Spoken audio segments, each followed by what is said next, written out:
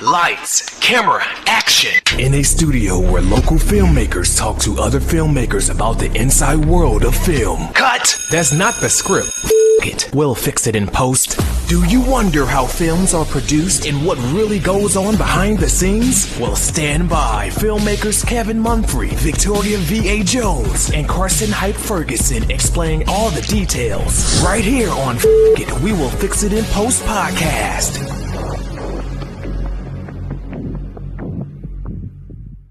Good morning, good afternoon, and good evening. Whenever you're listening, I thank you for doing so. I am Kevin Mumphrey, and this is We'll Fix It in Post. I'm here with my colleagues, Karsten Hype Ferguson and Victoria V.A. Jones. What's going on? Today, we're talking to comedian Donnie Stopa. How are you doing today? Oh, doing great, buddy. Thank you for having me. I appreciate it. First time we've got some music to start off. Is that too much? Is that too much music? Is that beat all right?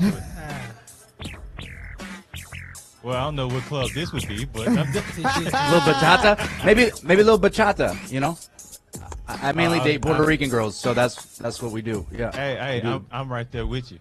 Yeah. You and Kevin should go out. Puerto Rican, Dominican. Oh yeah, I'm right. Go there. out on the night on the town, right there. Yeah. Oh, I mean, yeah, they got the flavor, they got the seasoning. Wait, nice. You're in Florida now, right? Yeah. Hello. So I tried to get as close to Puerto Rico as I could. Well, we got Cubans too. Yeah. It's a lot of them. You know, a little bit of both. I'm a little bit jealous right now. I'm a little bit jealous, but I'll manage. Yeah, I'll man. manage. But yeah, come visit. I will. I definitely will. Yeah. To start off, what got you into comedy? Oh man, so I first became obsessed with comedy when I was 7 years old. I remember vividly, I was on my grandma's floor in her living room. She passed out in the Lazy Boy. I was watching Comedy Central. It was like the first time Comedy Central ever was a thing. And I was like enamored. I said, I just want to do that. I memorized the jokes. I started telling this dude's jokes to other people. It was, they didn't land as a 7-year-old talking about adult topics. It didn't work, but you had to learn my audience, learn my voice. But yeah, no, and then, actually, my whole life I always wanted to do stand-up and music. I wanted to be an entertainer. So, yes, 2008 is actually, October 2008 was the first time I actually pursued stand-up comedy, did an open mic at Side Splitters Comedy Club, Tampa, Florida. Shout out to them. They're an awesome club here in Tampa. Now, so when you were a kid, would you try to, like, do jokes and, like, perform for your family? Yeah. My family, they don't have the same sense of humor. So, I mean, a lot, like, I'm not for everybody. I'm not for everybody, okay? But the thing is that my friends, though, like, in school, I always, like, wanted to be class clown and center of attention. Maybe I didn't get enough attention. I don't know. But the bottom line is I've always been kind of hyperactive. And I would really try to not get in trouble because my dad was very strict. But I would find ways to, like, slip jokes in there and get in as little trouble as possible. That was kind of my goal in life in general. So do you remember, like, one of these jokes that you told, those little slick jokes you would tell as a kid? I do. Actually, there's one I do on stage now that I wrote in fourth grade. And so Please tell. Yeah. So in fourth grade, they were trying to teach us Spanish a little bit, so...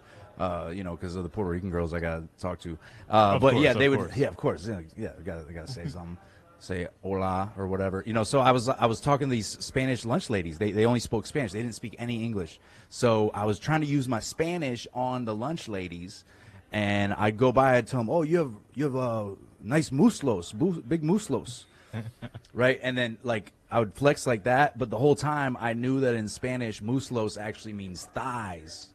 So I was telling them that they had big thighs. Yeah. Oh, that's terrible. It's not body positive. I was in fourth grade. This is a different time. It was a different time, man. Come on. It was crazy.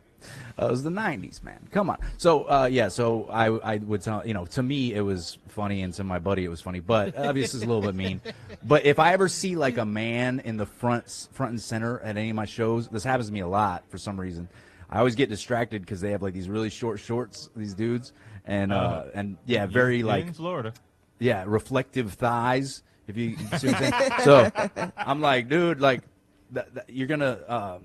It's just very distracting when you have ADHD trying to do jokes and then the guy's mooslos. So I talk about his mooslos and I say, hey, don't be embarrassada. Don't be embarrassada, which means, of course, pregnant.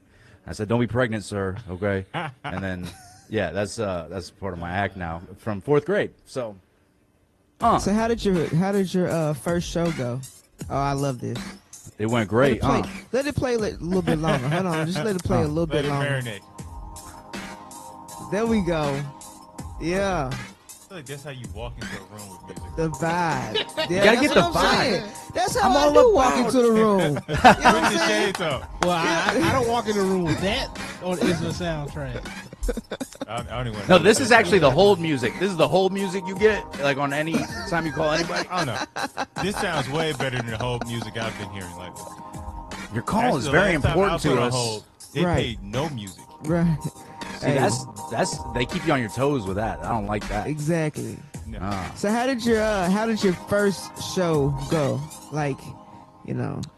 Let's see. So my first show, October 2008, it was at Side Splitters Comedy Club. It was an open mic, and I had written about 5 minutes of jokes, and I memorized them really well. And it actually went really well. No, it was like really actually went well, which is rare, but it went So I was great. gonna Like, ask that. everything hit, and I was like, okay, I'm a star now apparently. And that was Hollywood. Hello, have you heard of me yet? Hello. They still haven't returned my calls, but I will say, it was weird because like the owner of the club, I went up, you hear fake it till you make it. That doesn't work in comedy. But I walked up to the club owner and I was like, oh yeah, I've been performing for a long time. Because I was like trying to find like creative ways to say like, hey, put me on a show, like a real show.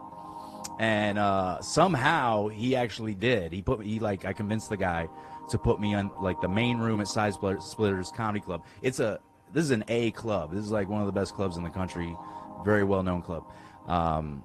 And I think, who was it recently? Louis C.K. recently specifically talked about Side Splitters Comedy Club and the owner there and shouted them out in his last special. Oh, wow. But that's the one he won the Grammy for? Or? It's the one that's called I'm Sorry. I'm Sorry. Oh, yeah, it's that yeah. one. Yeah, it was that one. Yeah, so, so I stopped watching award shows because comedians get slapped too much. But we're going to get to that part. That's why I just do it virtual. I'm only doing virtual. To. I'm doing virtual. You can't rush from the stage right now. It's cool. Not only do they get slapped, they get body slammed too now. I know, dude. But it didn't work out for the other guy so well because Jamie Foxx got in the mix. Boy, did he get a punchline. Look. He got that New York greeting. Yeah, but he's on SoundCloud, so I guess his SoundCloud subscribers, they got psyched. But no, yeah. Unfortunately, I did listen to a song. Did you? I will never get that time back. I was curious. And then he sent it to me. Then he sent it to me. Hey, he knew better not to send it to me. I probably did send it to you, but it didn't send. Oh, okay. It's a good thing it did. His phone was like, it just edited it out. But I was listening to it. I was like, man, this sounds like high school. Yeah. Like the kids at the lunch table, they can't really rap. That's what it sounded like. I was like, keep trying it, buddy. Was it like mumble rap? Was it like close? It was close. I mean, I was like, it was like you kind of try to like put some chemicals together and try to see what happens. Oh yeah, Bill Nye, like the Bill Nye the Science Guy. But his experiment like kind of blew up in his face. Yes. Yeah, it wasn't very good. It wasn't like the Beaker and Bunsen, like the Muppets. Never mind. That's yeah. I would teaching myself. Don't worry about the Muppets than that guy again. Those guys are good hecklers though in the balcony. I will say I got to shout out to those heckler dudes in the balcony at the Muppet shows. Those are good. Now, good dudes. As hecklers, they were funny. But now they were funny. Yeah. Now, do you think it's better to Because usually I hear when people start off, they completely bomb. Do you think it's better that it was better for you to have done well at first, or to have, I don't want to say bomb, but not do as well? I'll take whatever I can get. Okay. At this point, it's like, dude, comedy is such, it's a craft. So you are always working to improve and get funnier and better and stronger. And, and so the thing is that you can't fake it till you make it. Like I was saying earlier, you can't fake it. So I tried to fake it to that owner, right? So then he put me on the showcase the next weekend. Well, I didn't realize that you could actually do the same jokes you already wrote. I didn't realize you could actually repeat the same jokes because it's a different audience. Like, they never heard it. So I wrote a new act, like a new 8 minutes based on, like, I got rid of the 5 minutes that worked great.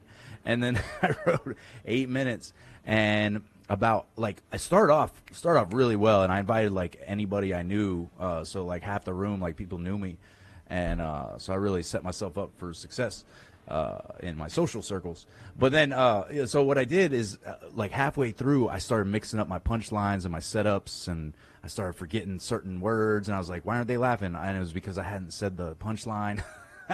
Oh. So it kind of fell apart towards the end. Still did well relatively, and actually the club actually posted it on rooftopcomedy.com, which used to be a big deal. Oh, wow. Yeah, it used to be a big deal. And they posted there. It was 5 stars, had a bunch of reviews. But I was embarrassed by it, actually. And I asked Rooftop Comedy to take it down. But anyhow, that yeah. I mean, look, no, I won't see that. But now it's like basically after that it was just a year of bombing, just a year straight bombing, eating dirt. So if I hadn't done well, first couple times, I don't know what would happen to me, but my self-esteem would not be very high. So yeah, no, you need those wins. I try to hold on, like you hold on to anything you can, whether it's a compliment from an audience member or somebody telling you that a certain joke was hilarious. Like, you kind of have to hold on to that encouragement, because there's a lot of discouragement coming if you're trying to do comedy. Period. So what happens when somebody's like, "Oh, that wasn't so bad"? Like, what about the lukewarm ones? What do you do then? No, this is not. Well, you learn, because you learn how to bob and weave, So a lot of people, if you're just comics, any comics or aspiring comedians out there, if somebody comes up to you after your set and says, "Wow, that's just so brave of you to do that." Oh man. Yeah, that probably was not funny. They probably did not. Stunning. Yeah, that was really something. That was something that happened there, right up there when you went up and you did that. Yeah, wow, that was something, huh? But no, yeah, you want to be aware that sometimes people just are not honest with you, but they try to find a way to like give you some kind of something. So it's not brave. I don't think it's brave to do comedy. I think it's some would say foolish. I think it's not brave, because if you're wired for this, if you're made for this, it's the most comfortable you'll ever be, is on stage in front of a crowd. That's it. Right. So for me, it's not brave at all. It's like, oh no, this is like my safe place, like being on stage and sharing whatever I think is silly. It's also therapeutic for me. So yeah. So again, the after effects of whatever you do on stage, that's the stuff that's really tough, because you have to deal with the consequences afterwards.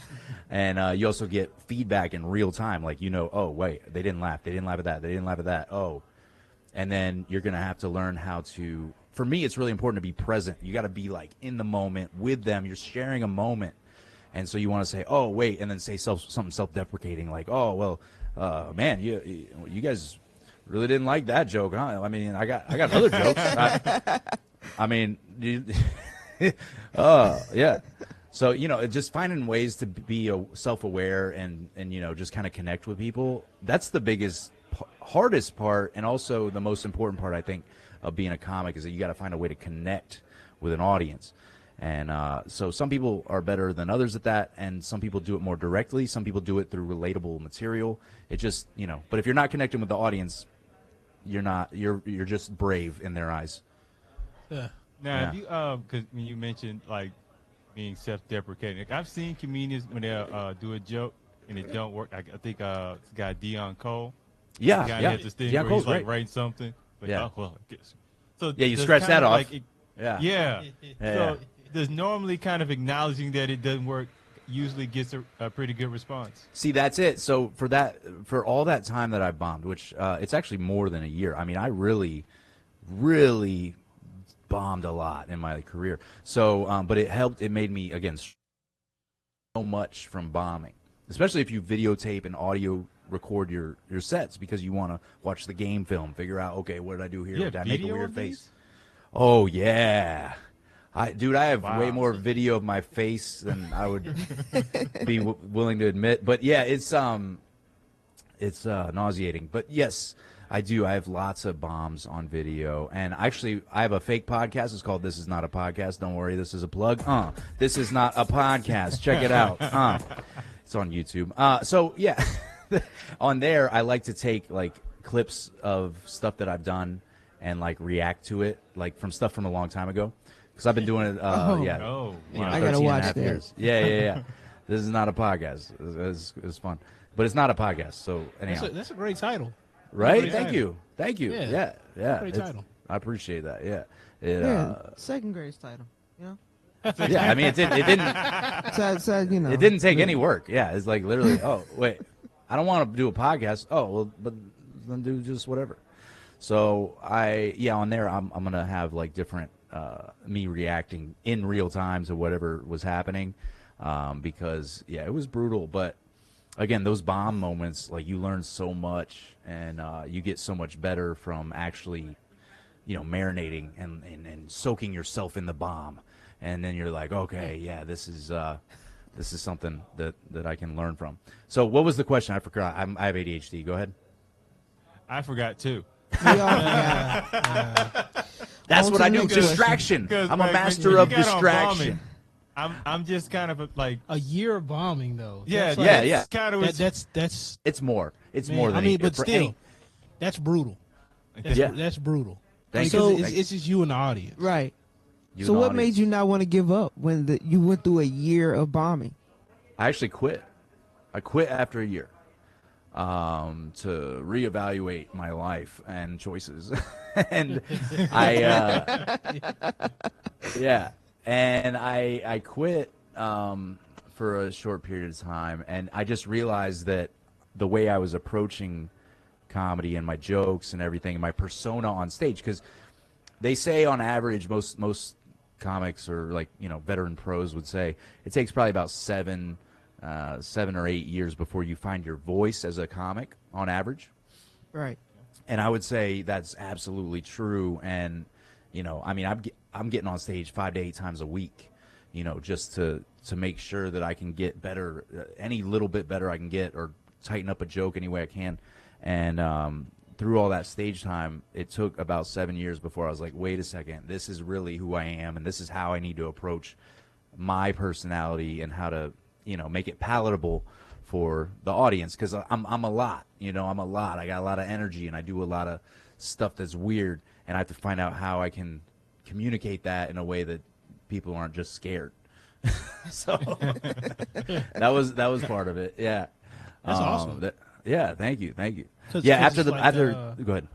Well, I was gonna say because it's like the 10,000 hours, right? The outliers. Exactly. Yeah, you have to build up that repetition and figure out where you fit. I hear YouTubers and like even some entertainers or whatever, it takes them a while, like Yeah. one to get comfortable and then two to find the voice. Right. So, right. know, Yeah, man, kudos to that's the way it is. Yeah, so most comics will drop off about 5 years in. You'll see like a lot of attrition right there. Boom, it's like if I leave a town and I come back 5 years later, it's a different group of people, in the scene. So yeah, it's no joke, man. You got to be tenacious. You got to get after it, and you got to be willing to grind. And if you do, it's very rewarding. But it's not glamorous necessarily, but it's fulfilling for sure. So, one more question about this bombing thing.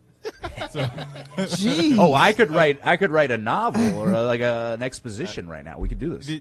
this stuff cringes me and fascinates me at the same time. So I'd like to ask this comedians this question: is it worse to like be booed on the stage, or for an audience to say nothing?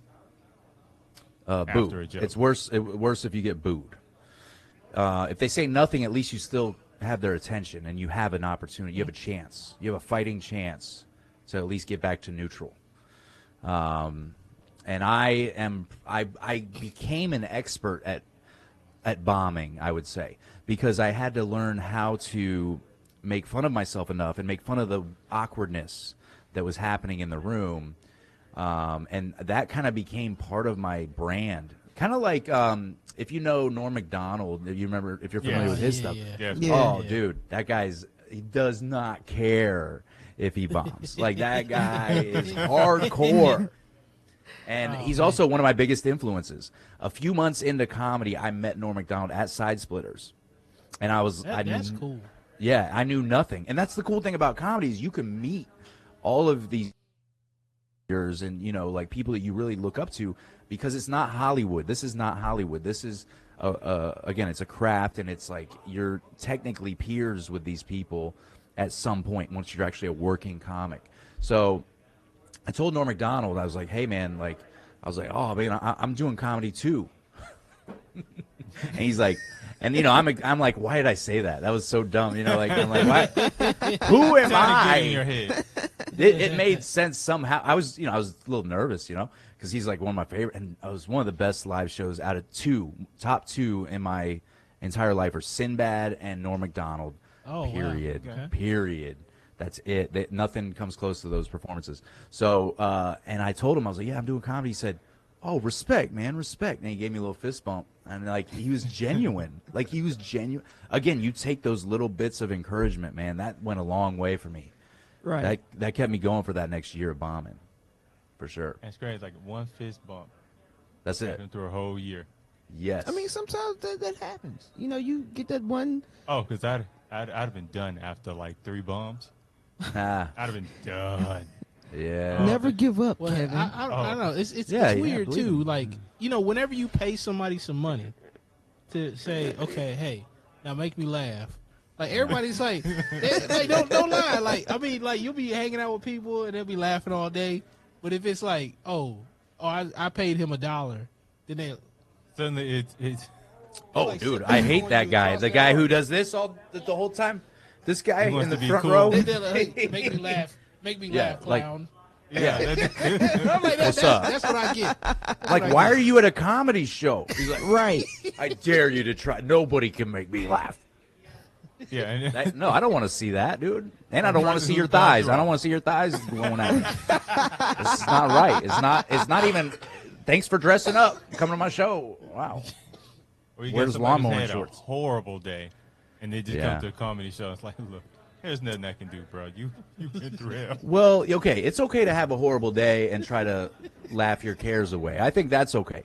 But coming to just be mad, like you're like planning to be mad at the show, I don't know, dude. That's a different level of weirdness.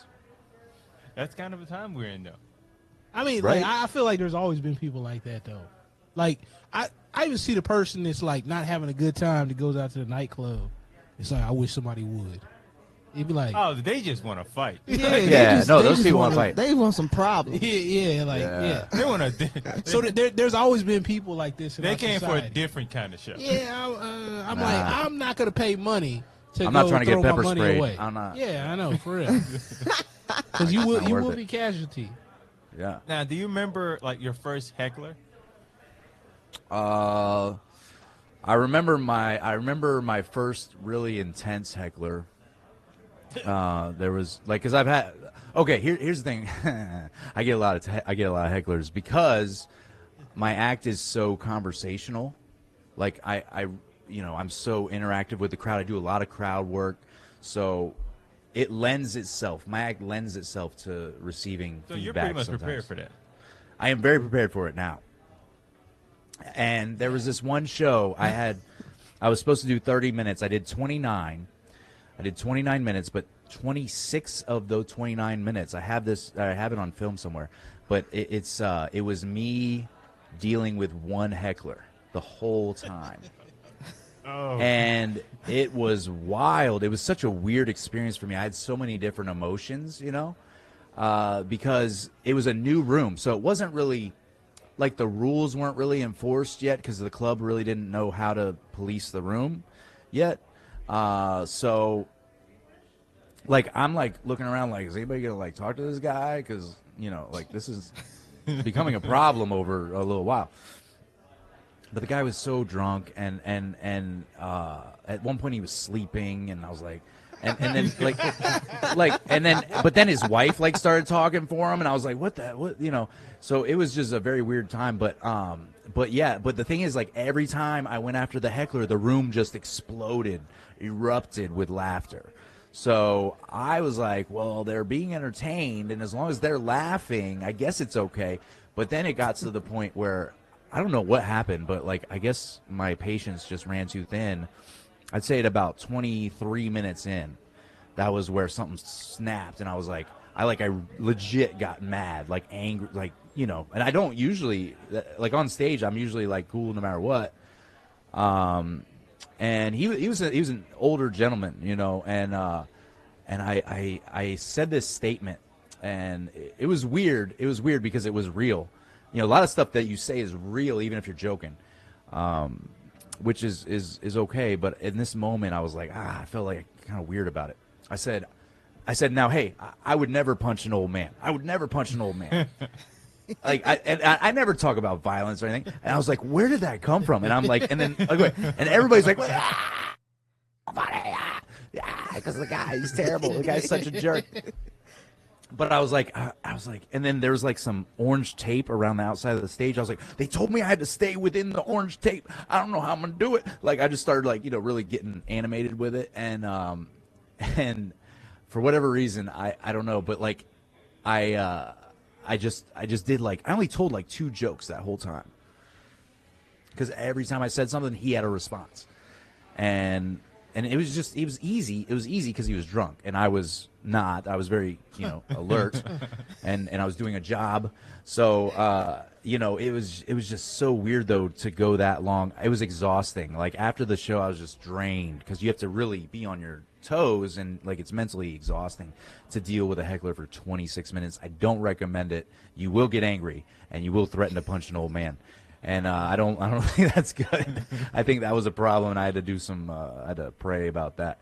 But what I will say though is that so the next guy who came up did the right thing. The next guy is a good friend of mine. His name's Jander Gray, very funny dude. He comes up on stage and he's like, hey, first of all, this guy is way out of line. Blah blah blah. He basically just put the guy in his place because I was like nicer about it. Until the whole line. I said, I've never punched an old man. I'd never do it. So he did that, and then for the rest of the show, they didn't mess with him at all. So so that was kind of a lesson for me to learn. Like, okay, there's got to be a point where you just say, hey, like that's it. You're done. Like you're done. You're either gonna leave or you're gonna sit there quietly. So yeah, that helped me to learn in the future. I don't want to go 26 minutes toe-to-toe with a drunk old dude. That's it's not my favorite thing. But again, the crowd loved it, so like I want the crowd to have fun. Like I'm here for the audience, and a lot of times whatever's happening in the moment is more funny, or it's funnier than anything that I've written. So I'm like, why would I even go into my material if like this is happening here in the moment and everything's landing? So that's right. I'll abandon my material if something's happening live that's more exciting. That's not a drunk old man. Yeah, well, I still will. I'll still like acknowledge. You got to acknowledge a heckler because they want attention, right? They're like, look at me. So you give them a little bit of attention, but you do it in a way that puts them in their place of like, hey, okay, you had your moment. That was it. Now it's time to talk about what everybody paid to see. So that's really it. Do you ever kind of like have like maybe a 2-joke minimum on a heckler? No, because again, I like to explore. I like to play. I'm very playful. I'm just silly. I like to have fun. That's really my brand. And so, no, I don't put a limit on anything. I try not to limit any possibility. So if there's a heckler, if I can find a way to turn the heckler and then maybe get them on my side and then like come back to them later or something like that, I would do that. And again, it's like 50% of my shows I get heckled. 50%. It's very high for any comic. That's a lot. It's a lot, yeah. So again, it's because I'm so conversational, and I'm like, "What's your name? What do you do? Okay, where do you work? Okay, you're celebrating a bachelorette party. Okay, just calm down." And then just like I'm trying to figure out. We get it. We get it. It's her day. It's her day. Yeah. Oh, Nashville, dude. Oh man, they're on the little those bars, the petty tap thing. Yeah. Oh no. Taverns. And they're just They'll be playing. hanging off the side of them. Dude, you know what I'm saying? They're playing Next Time He Cheats by Carrie Underwood, and they're just belting it out. Oh my goodness. Man. key into the side. Yep. And then want to be hanging off, and then want to be throwing up over inside of the Dude, boat. it's not a good look. Yeah. Not a good look. Actually, they changed a lot of the rules. Really? Because like somebody was super drunk and fell off one of those party buses. Yeah. And I was like, go figure that. Didn't see that coming. Wait, that's all that happened? That's all that happened? Like, Somebody fell off of one, or they I died? think Or the guy got ran over. I think he got ran over. Well, no, he didn't get ran over. He fell to the side of it while it was moving. So the bus ran him over. No, he hit the bus, but it didn't run him over. He just hit the side of it. I don't know, but that's not the first time that's happened though. I'm certain That's the it first isn't. time? I would imagine that happens every weekend. I just think they just finally caught it on video. Yeah. And it's like it kind of went viral a little bit. It's like look at this drunk dude. It's like open air like bus, and he's like leaning over the side. He's like, whoa, whoopsie. I was like, Whoops. oh, If he said whoopsie and they got it on camera, that would be viral. Yeah, that's viral. they do the Mortal Kombat whoopsie though. Oh, yeah. Finish him. Finish him. Might as well put that there too. Yeah, we affectionately. Well, when I first moved here, I didn't know about those. So like, yeah, be careful for the woo girls. No, like woo girls. Oh, not the Wu-Tang. Not Wu-Tang. No, definitely. It's a different kind of woo. They do visit, but no, Wu-Tang was for the children. Met the man. When I first got here, it would drive past, and the first time they ever caught one of them, they went, "Ooh, a black guy," and they just flashed me, and went, "Woo!" Yeah. And I was like, "Oh, That okay." makes sense. I think I'm like, well, I got my welcome to Nashville moment. Oh, man. But then this kept happening like every weekend for a month. So Okay. I It's kind a of got tradition, tired of it. apparently. Yeah, it's a weird tradition. So the last time it happened, the girl did it, and I was just so tired from work, I didn't make a facial expression. So she just looked depressed as she's putting her shirt down. And I was like, ooh. Oh, she never felt like that before. Nope.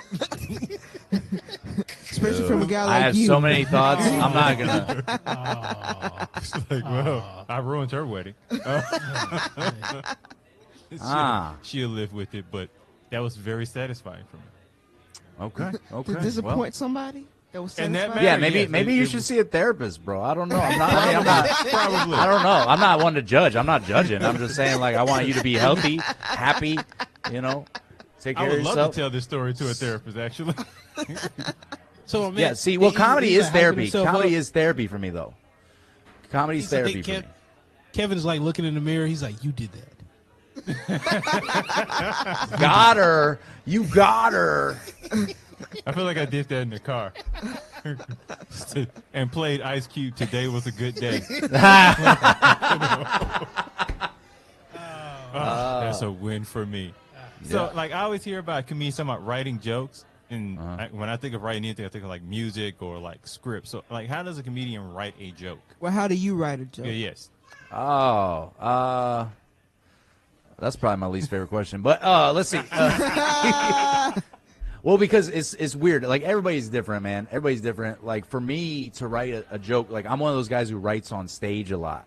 So I'll have an idea. Oh, wow. Yeah, I'll have an idea, and I'll be like, okay, I'll be kind of stewing on it, let it marinate in there.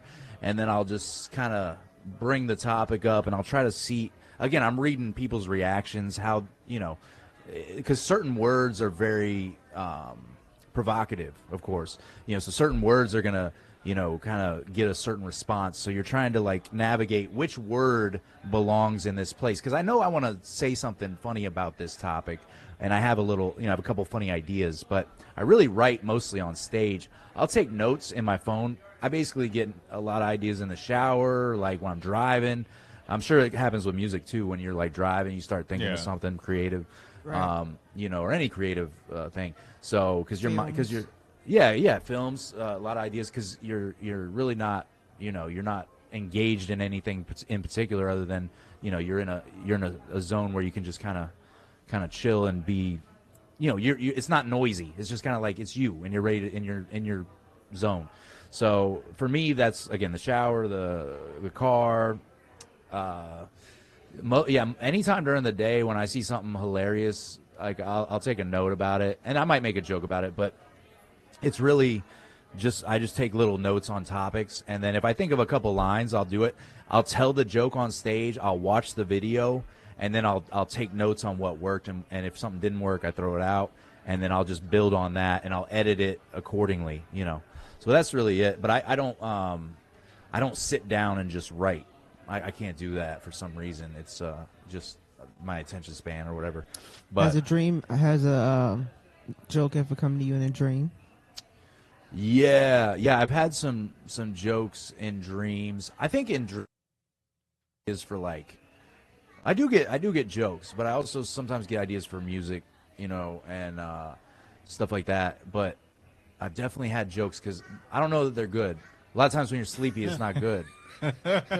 Like I have. I've woken up from a number of dreams, and there was a Seinfeld episode about this where he wakes up from a dream. He's like, oh yeah, that's pretty good. He writes it down, and then he's like, what is this? He doesn't know. He's like, this wasn't funny at all. And so that's what happens. Yes, so I do get bad jokes in my dreams. That happens. That's real. Oh man.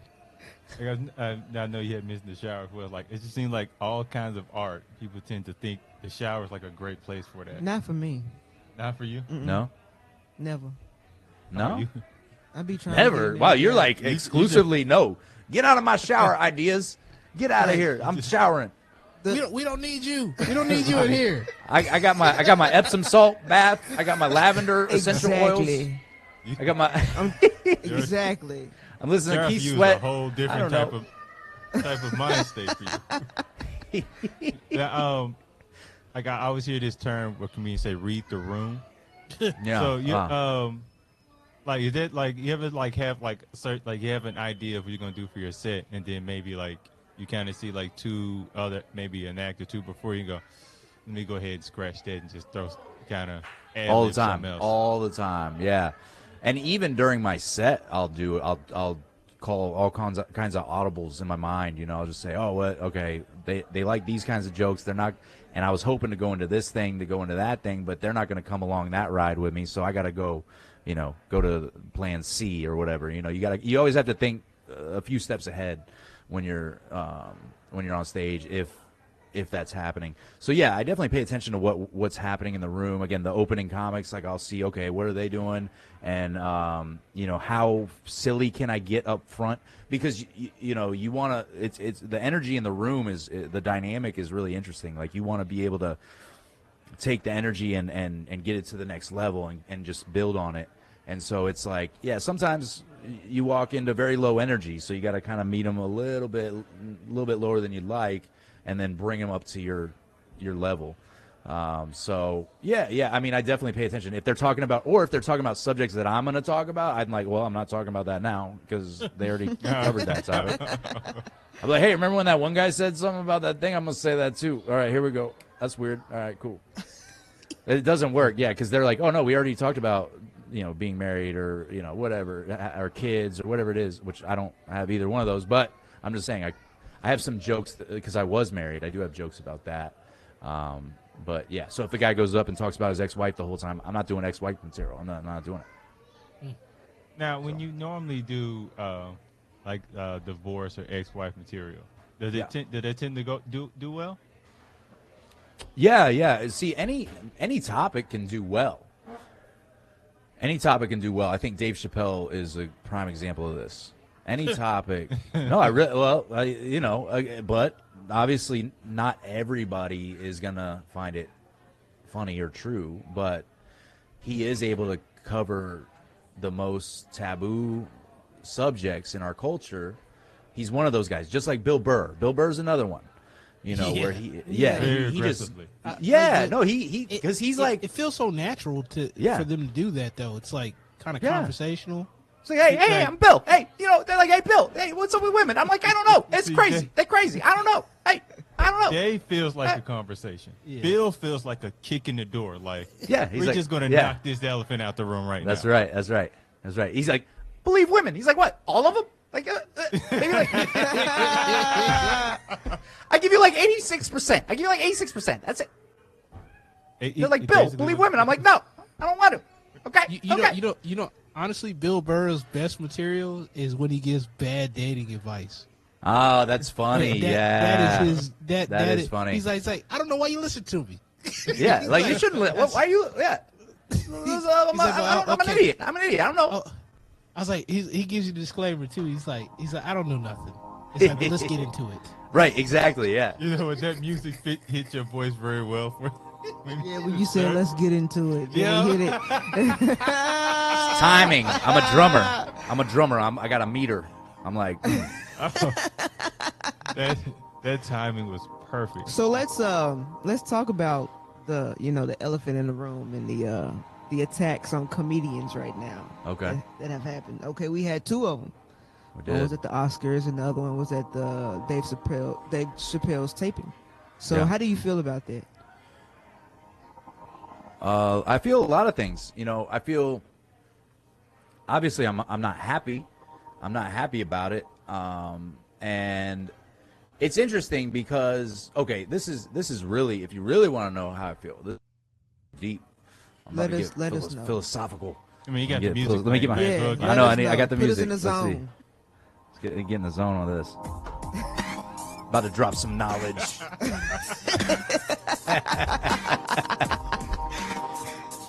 All right, so the thing is that when you're dealing with these high-profile Hollywood celebrities and you have the court of public opinion weighing in so heavily on these, these incidents, if you will, it really makes a mountain out of a molehill in some ways, but also there's a bigger picture that really means a lot to comedians and to I guess freedom of speech and expression. Like there's a lot of roots to that where you're like, okay, but seriously, if we're going to talk about Will Smith, who laughed at a joke that was pretty benign in my opinion. I do comedy. I hear all kinds of offensive stuff from comedians, but this is very benign. She chose to wear that haircut outside, and that's it. Like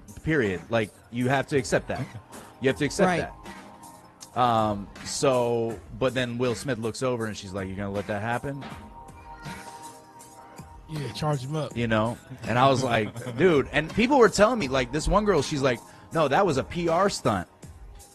And I was like, dude, how are you gonna say that's a Puerto Rican stunt? That's racist. First of all. No, but I just had to throw that in there. I was trying. That was slick. I didn't see that coming. I was expecting Dominican, but yeah, the Dominican stunt. That was it. That's a different kind of stunt. It's close. It's close. But so then I, but anyhow, I'm thinking of like the mental health part of it, because there's some mental health issues. There's some emotions. I mean, being such a high-profile celebrity is already a world that we can't even relate to. And so to pass judgment on people, like, I'm not going to judge Will Smith.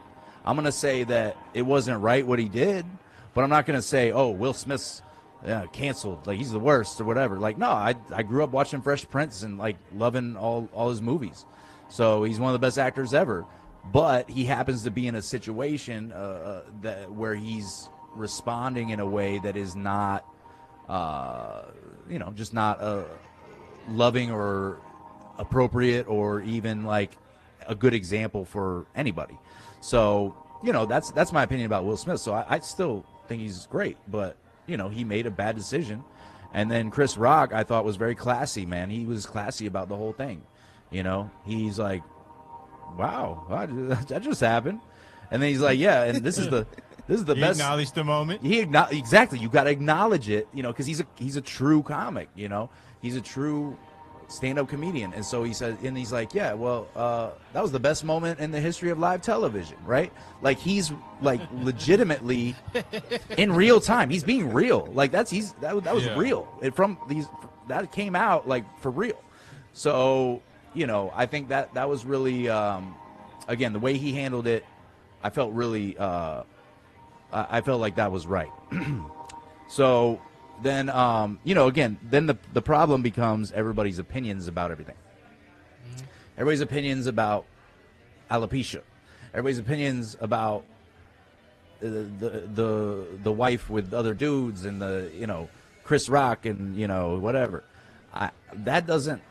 It's none of your business, first of all, but like the problem is that, you know, if it's going to embolden other people, that was the big concern for all comics. You know, because I'm mostly friends with comedians on Facebook and Instagram or whatever. So my news feed is just like, oh, this is just a bunch of bad jokes, and also, you know, about the incident, but also like, oh man, stand-up comedy's dead, and even Howie Mandel said he was afraid to get on stage now.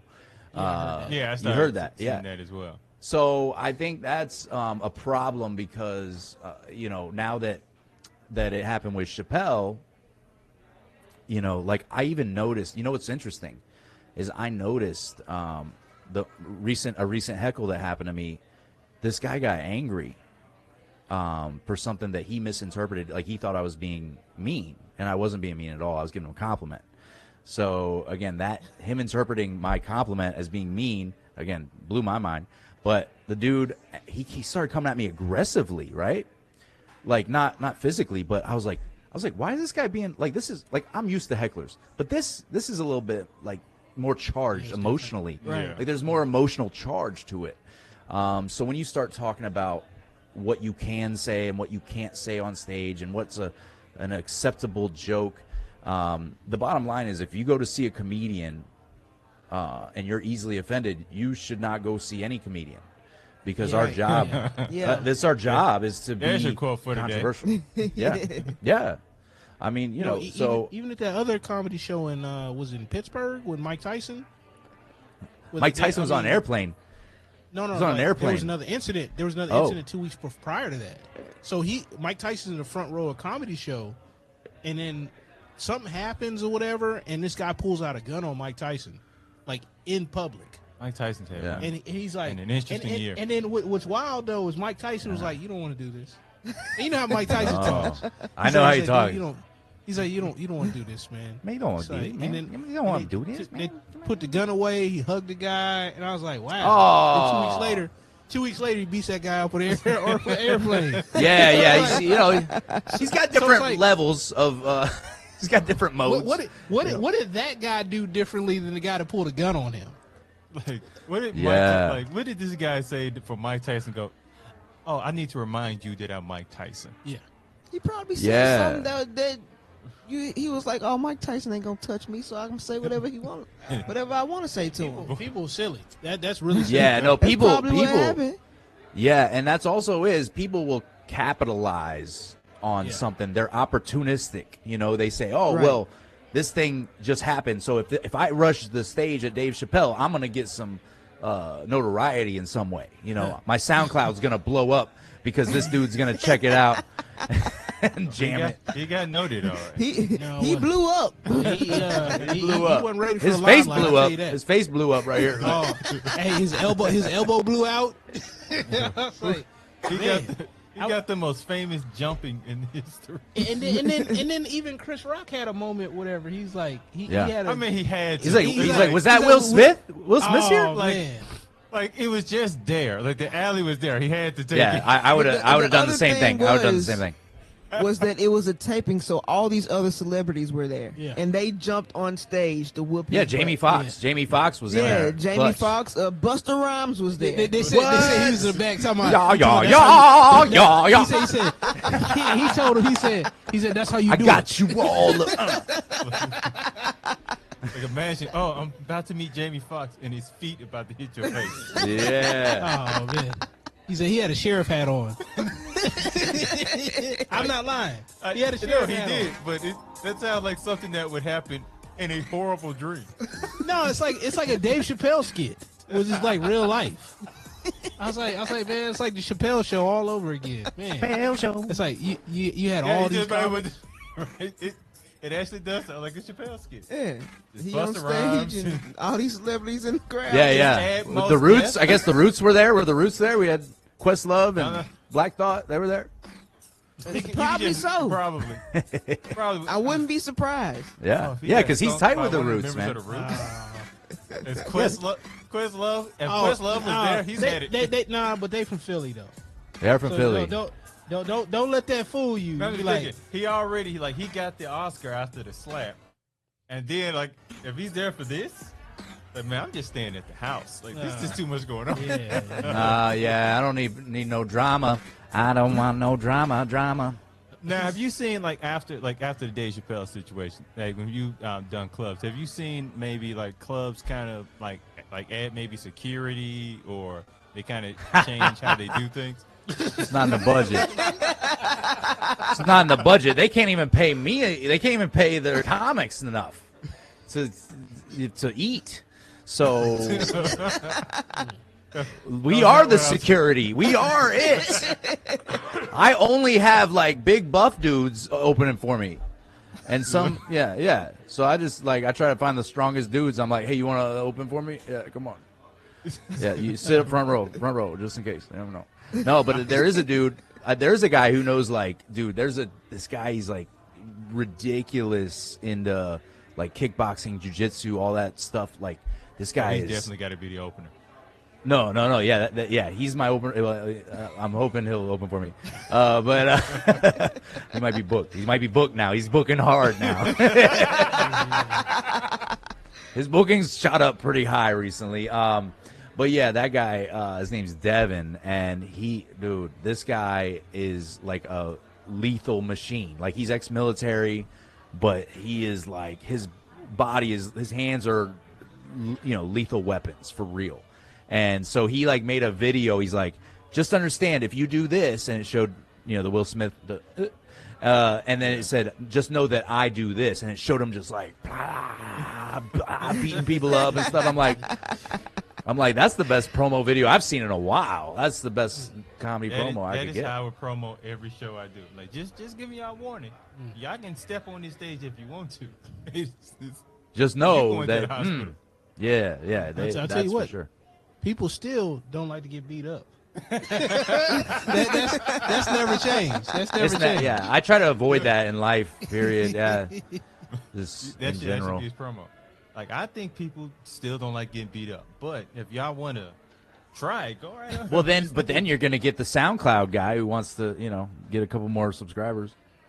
Right. Yep.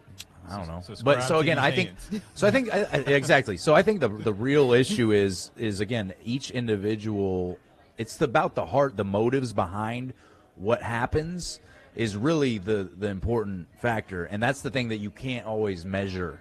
But it's like, hey, why did this person rush Dave Chappelle? Again, was he trying to capitalize and get his SoundCloud on somewhere? Maybe. Probably. I think definitely. So it's like, I wonder, was it a bet? No, I heard he has severe mental problems. See, And that's I'm- it. The mental health part. And I'm like, okay, mental problems. Like what led him to go to the Dave Chappelle show and then be on the front row? I'm like, that's because he. because that It was sounds premeditated. deliberate. That's premeditated, man. That's it. Premeditated. He saw an opportunity. He's like, okay. An act just went off stage. Dave Chappelle walked up on stage. Boom! It's time to strike.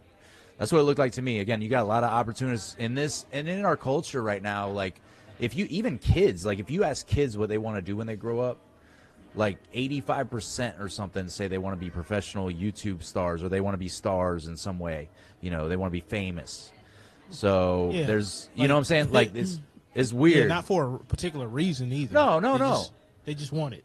And there's a really good friend of mine. His name's John Jacobs. He's a great comic, killer comic.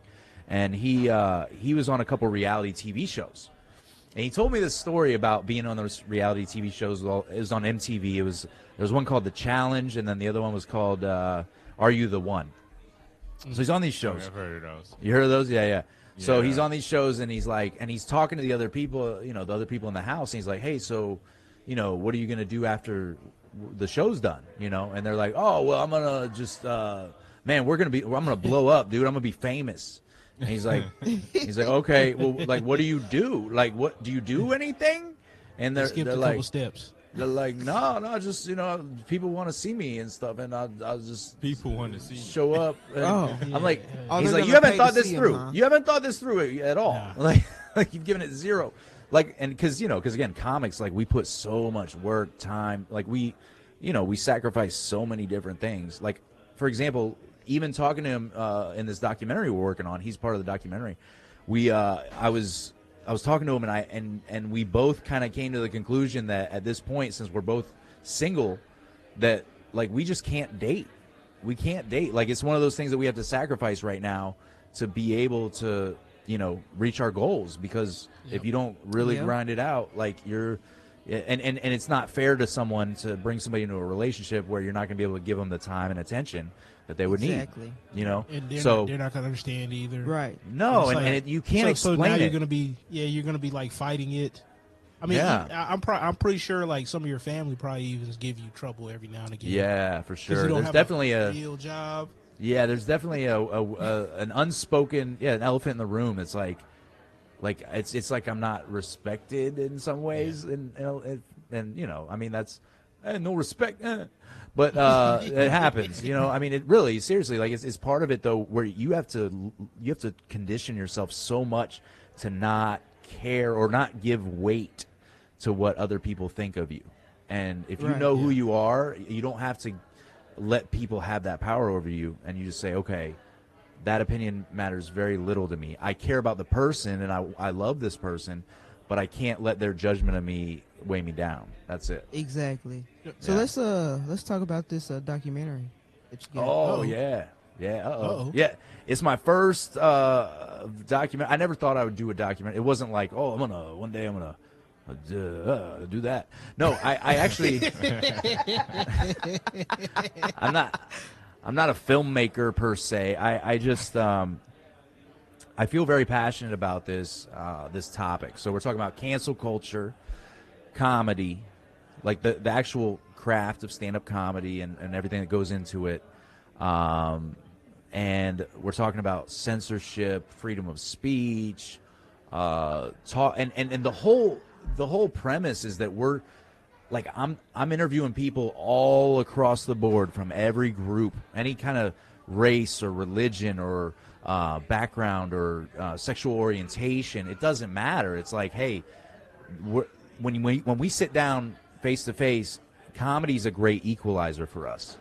So there's already a mutual respect, period. No matter what you do or think or believe, it doesn't matter.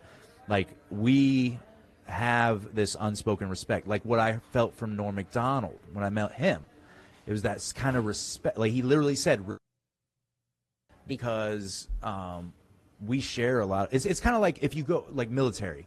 Like, if you were in the Army and you see another guy who's in the Army, you're like, oh, dude, yeah, we get each other. Right. There's a respect. Right. There's a bond that it's like unspoken. Same thing for comedy. So, and a lot of things, law enforcement or, any kind of, It's kind of in like every community, athletic like community. the film community. If I Film, see yeah, another like female director, I'm like, oh, okay. yeah, Respect. okay, I see you. Yeah, respect. See, Yeah. that's cool. Yeah, and so it's so when we are able to level the playing field, I'm able to actually get a lot deeper with comics. We ask questions like not like what's your writing process. We ask other questions. They're just playing, man. I'm sorry about that. But but we're like really digging into like the heart of what's going on, because we all are not here to hurt anybody. We're truly here to help people have a good time. We're here to help you enjoy your life. And we all share that in common, no matter how controversial or benign your act is. We all share that. So it's just I'm talking to people who there was one comic I met who was a man when I met him, and then now has transitioned to be a female. So I interviewed her, you know, which was a little trippy for me, but like, yeah, it was like I knew this person, and again, I don't know much about that, you know, what that life could even begin to look like, but because we have the bond of comedy, we had just such a great time, and we were laughing, we're having fun, but we're getting deep and talking about real psychological, emotional issues that are really at the core of why people act out the way they do. So yeah, so it's a really, I mean, it's one of those things where you go in and you're like, oh, I think I know what this is going to look like, and it's a great idea, and it's going to be very marketable, and we have lots of, you know, people that'll be interested in it. It'll be great.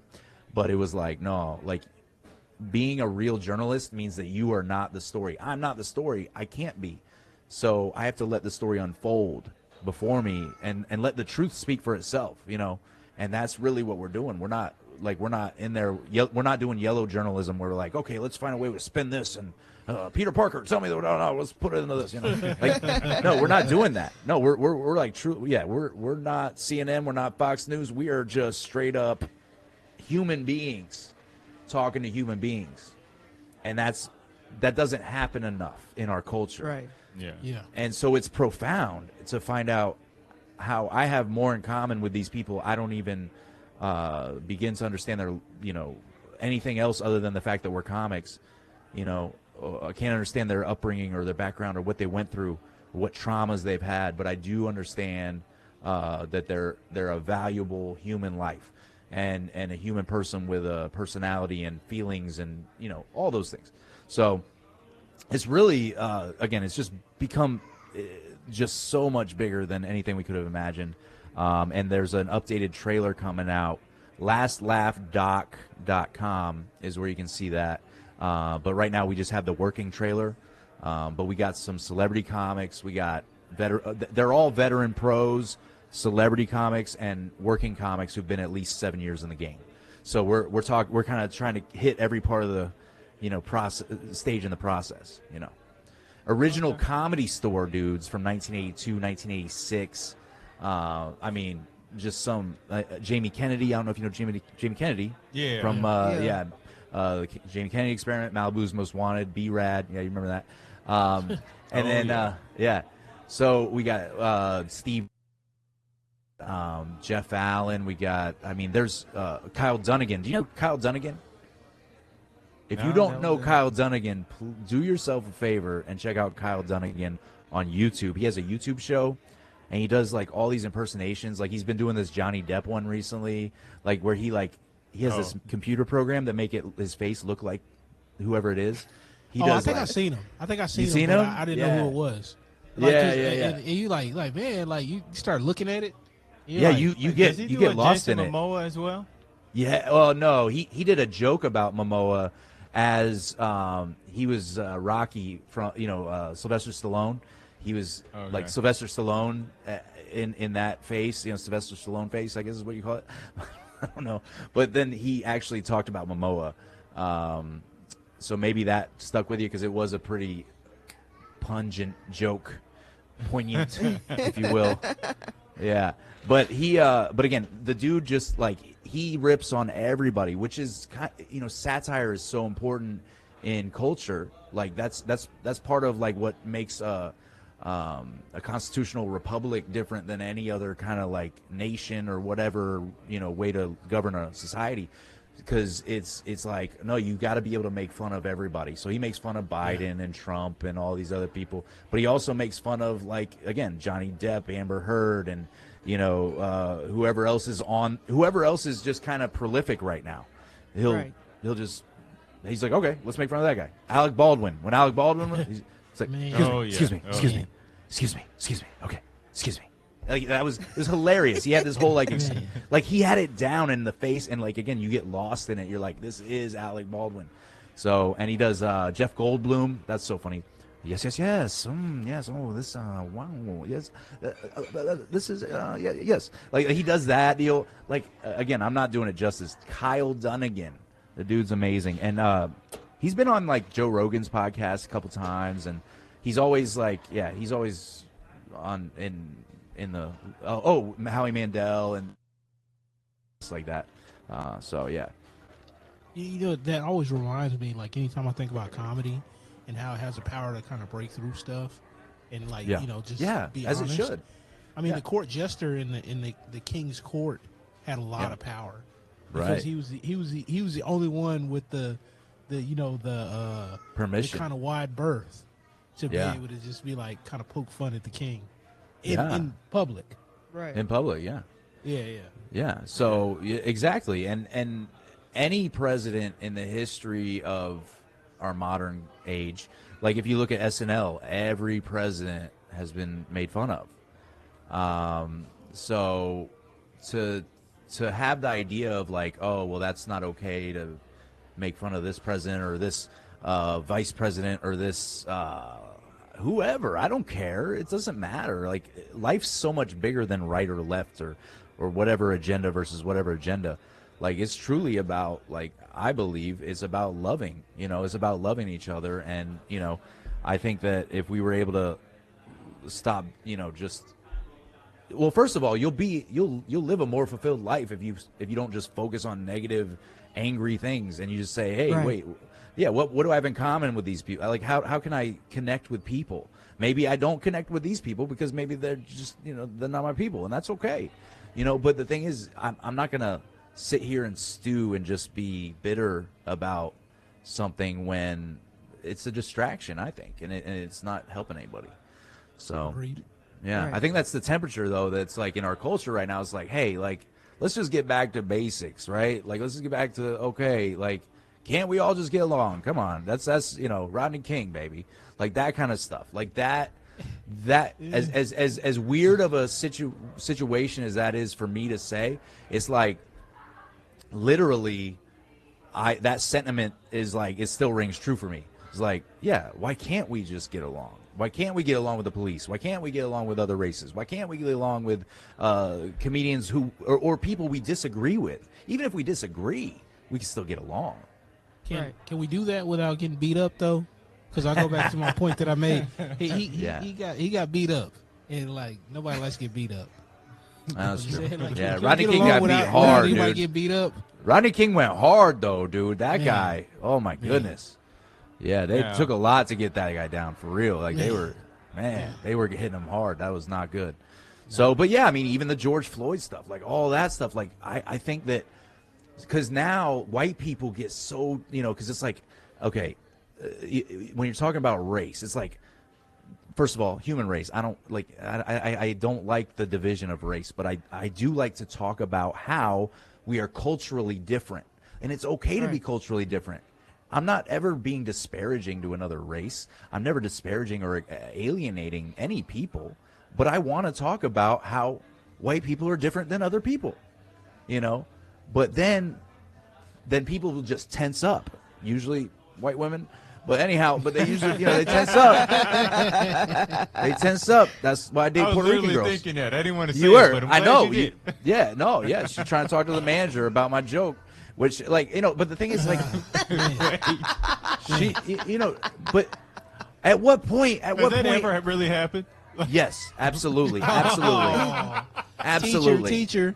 Yeah, yeah. And I'm lit person because I'm like, come on, you can't see beyond yourself, you know, to be able to have a good time and have a sense of humor and enjoy your life, you know. And enjoy other people. We're social creatures, man. Like, we gotta have, you know, some community. So yeah, if you can't have things in common, like, I don't know, I guess shelter in place. I don't know. Stay home, Karen. Come on. No, but the thing is, though, is this like, you know, again, like, so even though, you know, and in the documentary, I talked to this comic. His name's Ken Miller. He's killer. He's from Orlando. And, you know, he's like, yeah, I like to talk about race a lot. And I was like, well, what about, like, me talking about race? And he's like, yeah, you can't do that. And I was like, okay, but why? Like, you know, like, because we're, again, race, it's not about race. It's more about culture. It's not about, you know, yeah, it's not like, oh, this race is any better. We're all equal. We're all equal. That's period. Done. Like, feminism, right? Like, feminism, the definition of feminism has always been equality. Equality. Women are equal. Women are equal. Period. That should be baseline stuff. We shouldn't have to like, you know, try to figure that out. No, it's like, yeah, we're equal. There's no better than, you know. We're all in this together, right? Right? So, Right.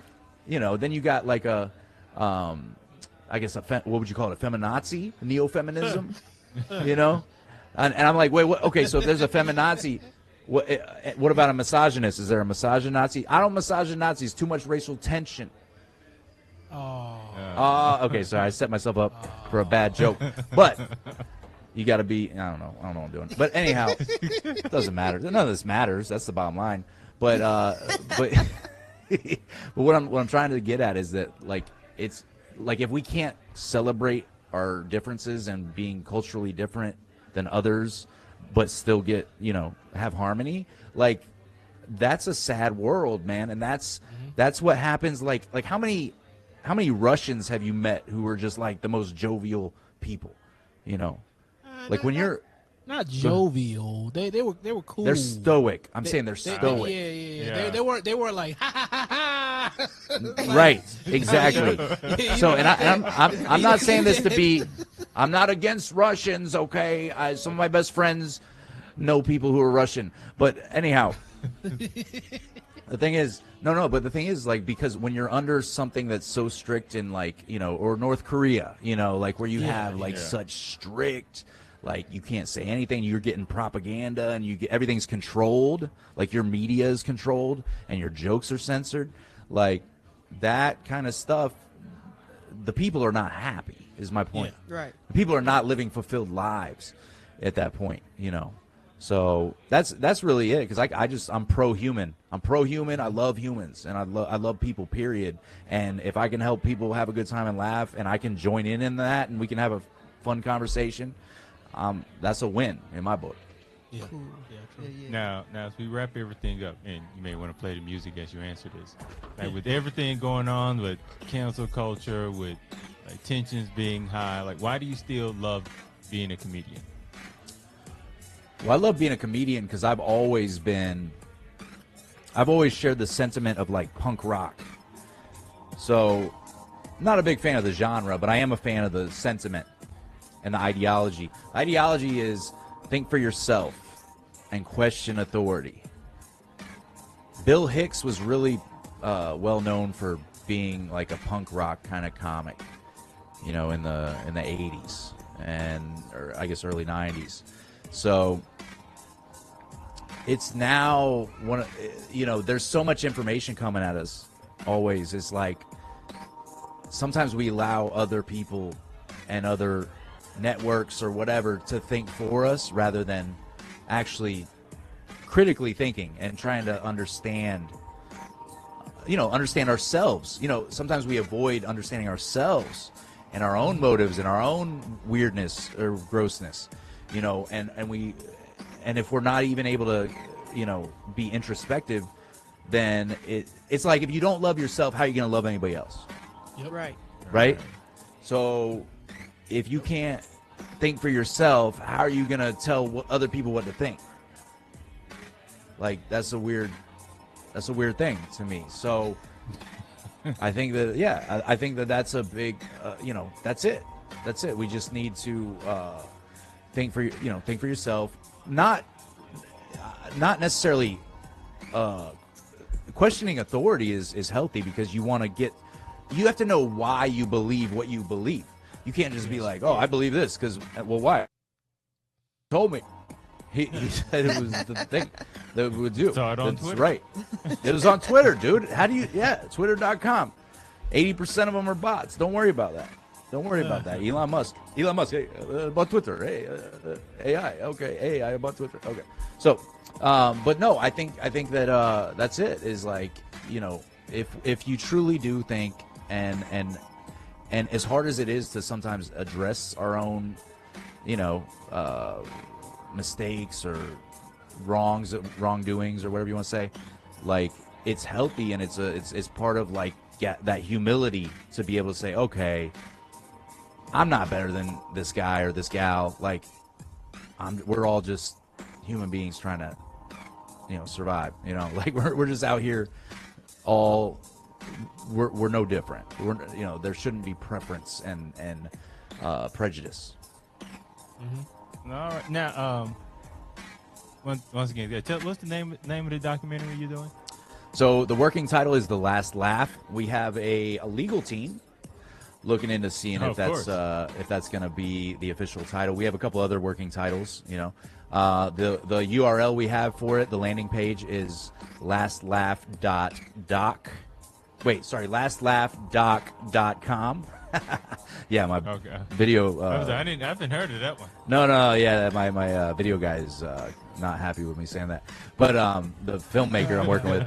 So Chris Florence is the filmmaker I'm working with, and it's just a 50-50, 100, like just all collab. Like we basically try to take what I bring to the table and what he brings to the table, and just get the best possible product. This guy is, in my experience, I've dealt with a lot of video guys, trying to get video of, comedy and sketch comedy and, whatever, comedic acting. This guy is by far the best filmmaker and most talented, director of photography I've ever met, like I've ever worked with, and I put him up against anybody.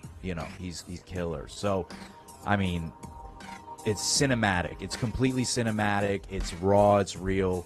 And it's just so extremely captivating. It just has been like again, I've just been sitting back in awe of like what's unfolding, So this project's way bigger than me. It's way bigger than him, and I'm excited for people to be able to just be confronted with it, because it's like, hey, when you're able to like think outside of yourself again, that's what we're challenging people to do, is just think for yourself. We're giving you the information. It's the evidence is there for whatever but you just have to interpret that evidence, and you have to respond and, figure out how you want to live and how you want to,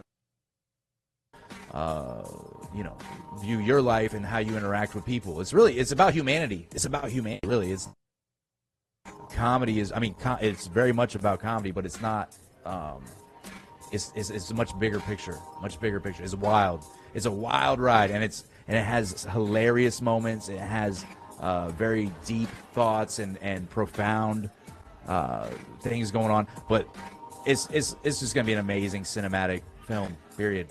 So I'm excited. The thing I've been most excited about in my life, I have invested my time, energy, money, everything into this. Bet the farm on it. What's up? All right. Now, I can't wait to see it myself. I like documentaries and comedians, so those two things go well together. Yeah. I feel like. Heck but yeah, Donnie, man. I want to thank you for taking time out to speak to us today. Oh yeah, buddy. Thank you for having me. I appreciate you. Thank you so much. Oh, you got it. You got it. What were your names? I didn't know everybody's name. I'm Donnie. All right, we do that later. Once again, I'm Kevin Mumphrey. And Yeah, these Kevin, are I know my you. colleagues, Karsten Hype Ferguson Hey, what's up, buddy? and Victoria V.A. Jones. Victoria B.A. What's Jones. going on? Yeah. I like that. I like this guy. Oh, man. I like this guy. Yeah. Warm welcome. That is how we'll end it, I guess. That's it. We did it That is a backwards. wrap.